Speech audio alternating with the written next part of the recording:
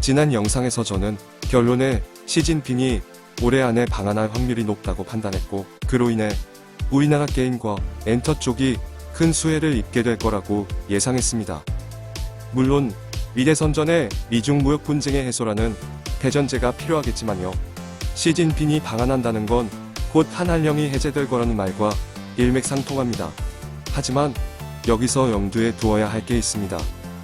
어느 국가나 마찬가지겠지만 중국은 절대 자국의 이익에 반하는 방향으론 행동하지 않을 거라는 거죠. 아니, 정정해야겠군요. 자국의 이익을 극대화하는 방향으로 행동할 겁니다. 그리고 공산국가라는 특성상 그걸 위해 국가의 개입도 서슴지 않을 거고요. 그게 바로 한한령입니다. 결국 한한령이란 게 중국의 이익을 위해서라는 결론이 나오게 됩니다. 한한령의 핵심은 수입은 하지 않고 수출만 하겠다는 거죠. 모자란 수입은 자국 기업을 육성해서 해결하겠다는 말입니다. 그리고 불행하게도 중국은 자국 제품으로 한국 제품을 대체했고, 그건 앞으로도 계속될 겁니다.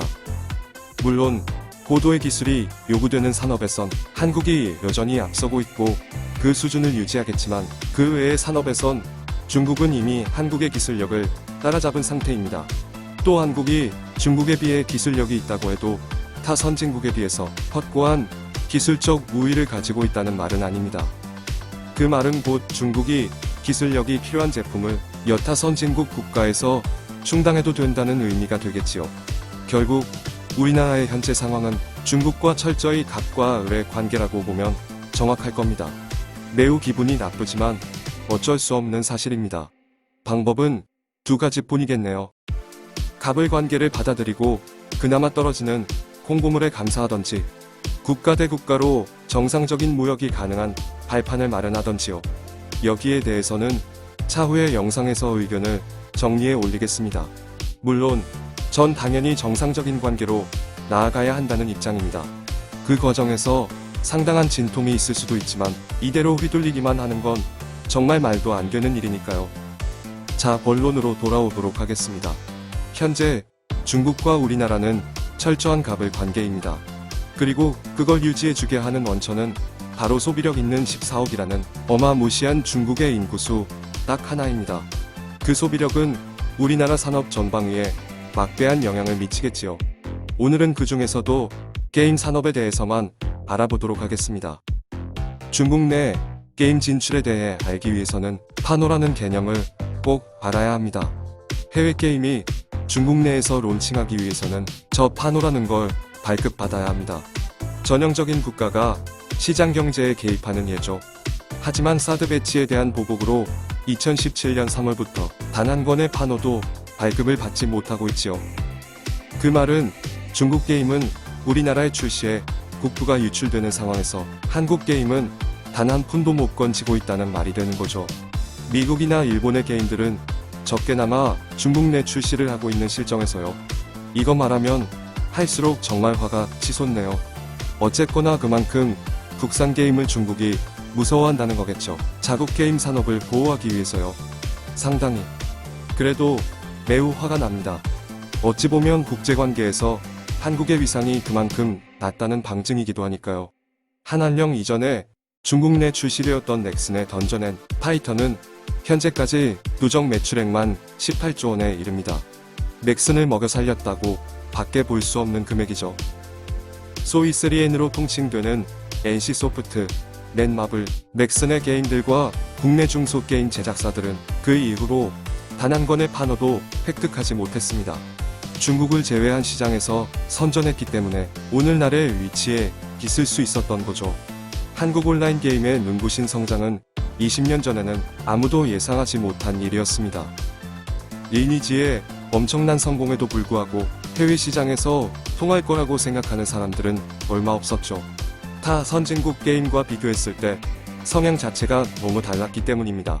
선진국과 여타 국가와의 성향 차이를 알기 위해서는 간단히 게임 산업이 어떤 흐름으로 전개되었는지 알 필요가 있습니다. 80년대에 게임을 소비하는 건 선진국 국민들에 해당되는 얘기였습니다. 지금이야 컴퓨터나 스마트폰의 보급률이 높아져 전 세계 많은 국민들이 게임을 즐기고 있지만 사실 게임을 즐기기 위해서는 상당한 투자가 필요했습니다. 우선 컴퓨터가 있어야 했지요. 하지만 286 시대의 가정용 컴퓨터는 게임을 하고자 구매하기는 턱없이 비쌌습니다. 게임 콘텐츠도 거의 없는 상태였고요. 그래서 전용 게임기가 생산되었고 여기에 맞는 콘텐츠를 생산 소비하는 방식으로 게임의 역사가 시작되었지요. 바로 비디오 게임입니다. 이런 흐름은 북미, 유럽, 일본 같은 선진국에서 먼저 시작되었습니다. 아직도 선진국에서는 비디오 게임이 강세인 이유가 바로 여기에 있지요. 혼자 즐기는 게임에 익숙해져 있는 유저들이란 거죠. 게임을 혼자 즐기는데 가장 중요한 요소는 뭘까요? 바로 게임과의 상호작용입니다. 마치 게임 속 세상에 빠져든 것처럼 느끼게 만들고 그 속에서 재미를 찾게 만들어야 했죠. 그래서 스토리에 가장 많은 신경을 쓰게 된 겁니다. 간단한 슈팅 게임조차도 꼼꼼한 배경 스토리를 설정했을 정도니까요. 하지만 이후로 시대가 바뀌었습니다. 기술의 발전으로 생각보다 컴퓨터의 성능이 기하급수적으로 상승했죠. 그만큼 가격은 낮아지고 대다수 가정이 컴퓨터를 보유할 수 있게 되었습니다. 그때부터 컴퓨터용 게임이 물밀듯 나오기 시작했죠. 여기까지는 비디오 게임과 컴퓨터 게임이 그리 큰 차이를 보이지 않았습니다. 추구하는 목표는 동일했죠. 어차피 혼자 플레이하는 거니까요. 그러다 98년 게임 산업에 획기적인 변화가 찾아옵니다. 바로 스타크래프트와 리니지가 출시된 거죠. 인터넷의 발달로 홈플이 아니라 멀티플이 가능해진 거죠. 이때부터 PC방이 기하급수적으로 생겨났고 플레이어는 게임과 상호작용을 하는 게 아니라 타인과 상호작용하는 방식으로 변모하게 됩니다. 타인과 상호작용은 바로 경쟁이라는 모습으로 나타나죠. 남보다 우위에 있어서 즐거운 거니까요. 특히나 해방 후 압축된 성장을 보인 우리나라는 경쟁이라는 요소가 아주 익숙했죠. 타인과 경쟁이 잘 된다면 그 게임은 잘 만든 게임이고 소위 대박이 나는 게임이 되는 거죠. 상대적으로 스토리의 중요성은 낮아지고 타인과 경쟁하는 요소가 게임의 수익을 결정하게 됩니다. 바로 현질 시스템이죠. 남보다 돋보이는 스킬과 능력치 그러기 위해 필요한 현질 시스템은 게임 회사에도 큰 이득이 되었고 플레이어에게도 큰 만족감을 주었습니다. 하지만 비디오 게임의 영향이 깊게 남아있고 굳이 게임에서 현질까지 해가며 경쟁해야 할 필요성을 선진국 국민은 느끼질 못했습니다. 결국 현질 시스템은 배척되었습니다. 그래서 우리나라 게임들이 여타 선진국에선 별로 흥행하지 못한 겁니다. 근데 이런 흐름에 다시금 변화가 찾아왔습니다. 바로 스마트폰의 대중화입니다. 느긋하게 컴퓨터 앞에 앉아 스토리를 음미하고 게임과 상호작용하는 시대가 지나가고 있는 거죠. 짬짬이 스마트폰으로 게임을 하는 시대가 도래한 겁니다. 물론 이러한 흐름을 모를 국내 게임사들이 아니죠. 북미나 유럽을 겨냥한 게임도 꾸준히 출시하고 있고 성과가 가시화되고 있으니까요. 넷마블의 7개의 대죄 그랜드 크로스는 얼마 전 애플 앱스토어 매출 기준으로 프랑스와 독일에서 1위에 올랐습니다. 스토리를 중시하고 저과금으로 현질의 거부감을 획기적으로 줄였고 그럼에도 바빠서 게임에 많이 신경 쓰지 못하는 사람들을 위한 현질 시스템을 장착한 게 큰 이유입니다. 하지만 역시나 우리나라 게임의 강점은 타인과의 경쟁을 현질 시스템에 무척이나 잘 녹여내는 데 있습니다. 그리고 그 강점이 가장 잘 먹히는 국가가 바로 중국이고요. 중국은 게임을 소비할 여력이 있는 14억 명이 존재합니다. 하지만 대체적으로 소득 수준은 그리 높지 않고 교육 수준 또한 높지 않습니다. 굳이 스토리에 신경 쓴다고 해도 그걸 재미로 느낄 중국인들은 별로 없다는 말이 되겠지요.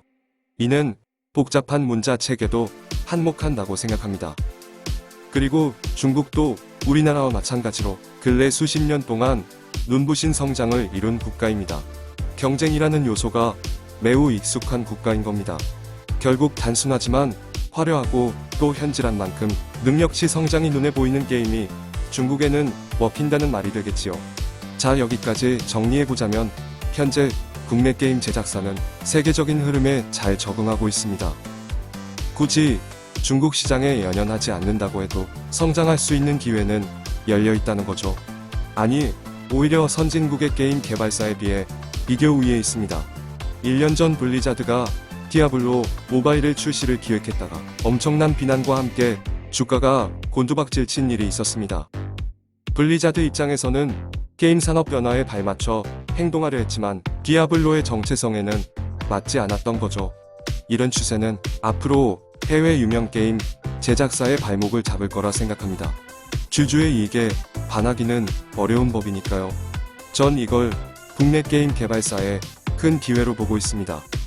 스마트폰의 대중화는 게임 산업의 판도를 바꾸고 있습니다. 그리고 블리자드 같은 해외 유명 게임 제작사가 국내 기업에 밀리는 일이 수년 내에 일어날 겁니다. 그들은 현재 흐름에 뒤처져 있기 때문이죠. 만약 중국 게임 시장이 다시금 활짝 열린다면 그 시기는 매우 빨리 올 거라고 봅니다. 그럼 현재 시점에서 중요한 건 바로 판호를 국내 게임 제작사가 취득할 수 있는지의 여부가 되겠군요. 결론부터 말하자면 아직까지는 좀 어렵다고 봅니다. 중국의 자국의 이익에 반하는 일은 공권력을 투입해서라도 막아버리는 공산주의 독재국가입니다. 만약 한국 게임이 중국에 몽땅 진출한다면 중국 게임은 밀릴 게 뻔한데 그걸 가만히 지켜만 보고 있을까요? 당연히 국내 게임이 판호를 취득하는 건 시진핑이 설사 방한한다고 하더라도 상당히 어려운 일이라고 봅니다. 이제부터 앞으로 어떤 흐름이 전개될지 예측해드리겠습니다. 판호를 취득하는 국내 게임 업체들이 분명 생길 겁니다. 하지만 그 기준을 매우 어렵게 조정해서 메이저 게임 회사들은 진출하기에 어렵게 만들겠지요. 별로 흥행성이 보이지 않는 중소게임 회사 몇 곳에만 판호를 지급해줄 가능성이 농후합니다. 여기에 대해 우리나라가 불만을 표시한다면 보여주기식으로 한 곳 정도 메이저 게임에 판호를 줄 확률도 있지만 말 그대로 보여주기식입니다. 그런 추세가 이어질 거라고 보긴 힘드네요. 여기까지 시청하셨다면 제가 모순에 빠졌다고 생각하는 분들도 계실 겁니다.